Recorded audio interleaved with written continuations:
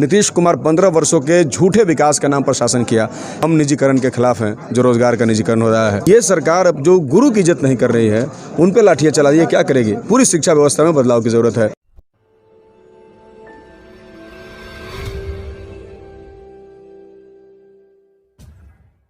नमस्कार, the front line के लिए मैं कौशिक। डुमरांव विधानसभा क्षेत्र से महागठबंधन के माले प्रत्याशी अजीत सिंह के साथ में हूं और हम लोग बात करेंगे यहाँ पर इनके पास क्या एजेंडा है डुमरांव विधानसभा क्षेत्र के मतदाताओं को देने के लिए, यहाँ की जनता के लिए। तो चलिए हम अजीत जी से बात करते हैं।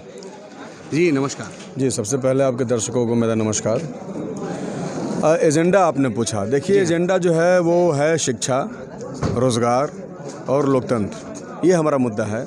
इसी मुद्दे पर हम चुनाव लड़ रहे हैं। हम लोग देख रहे हैं कि शिक्षा व्यवस्था जो है पिछले 15 वर्षों से बिहार में ध्वस्त हो चुकी है।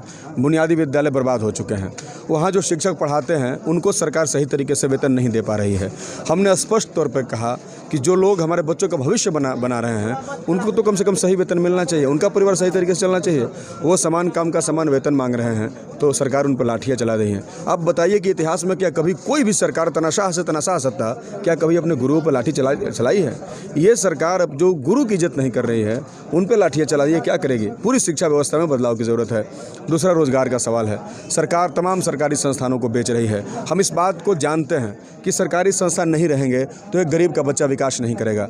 एक जो दलित का, पिछड़ा का, अल्पसंख्यक का जो बच्चा है, जो कम पैसे में भी पढ़ करके सरकारी नौकरी प्राप्त कर लेता है, उसकी ज़िंदगी बर्बाद हो जाएगी। इसलिए संस्थानों को बेचना हमें रोकना बहुत ज़रूरी है। हम निजीकरण के खिलाफ हैं, जो रोज़गार का निजीकरण हो रहा है। तीसरा सवाल है स्वास्थ्य सुविधाओं का सवाल। स्वास्थ्य सुविधाएं पूरे बिहार में चौपट हैं। अब चल जाइए सरकारी अस्पतालों में, आपको कुत्ता काटने का दवाई नहीं मिलेगा। कहीं एक्सरे मशीन नहीं है, कहीं अल्ट्रासाउंड नहीं होता है, दवाइयाँ आपको बाहर से खरीदनी होती है, डॉक्टर्स का सही तरीके से वहाँ पर बहालियाँ नहीं होती है।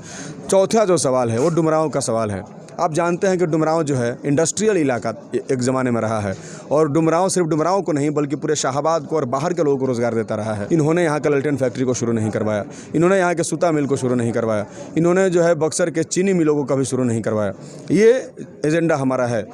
डुमरांव को एक बार फिर इंडस्ट्रियल हब बनाने का हमारा एजेंडा है। हम लड़ेंगे, जीतेंगे तो हम बिल्कुल ही डुमरांव में इंडस्ट्री को फिर से रीस्टोर करने के लिए लड़ेंगे। चौथी जो बात है, आप जानते हैं कि पूरे देश के अंदर जिस तरीके से कोरोना के नाम पर मजदूरों को तबाह किया गया, हमारा बिहार सबसे ज़्यादा मजदूर यहाँ से पलायन करके बाहर जाते हैं। वो बाहर गुजरात में, सूरत में, महाराष्ट्र में जगह जगह पे नौकरी करते हैं। वहाँ से उनको निकाल करके बाहर कर दिया गया। वहाँ से पूंजीपतियों ने बाहर निकाला और यहाँ सरकार ने बैरिकेड लगा दिया। वो कहाँ जाने वाले थे?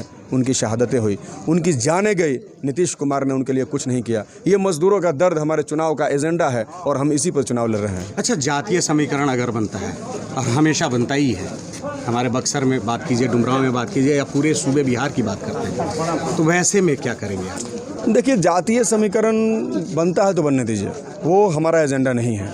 हम जनता से जा रहे हैं। हमारे चुनाव लड़ने का एक मकसद भी है।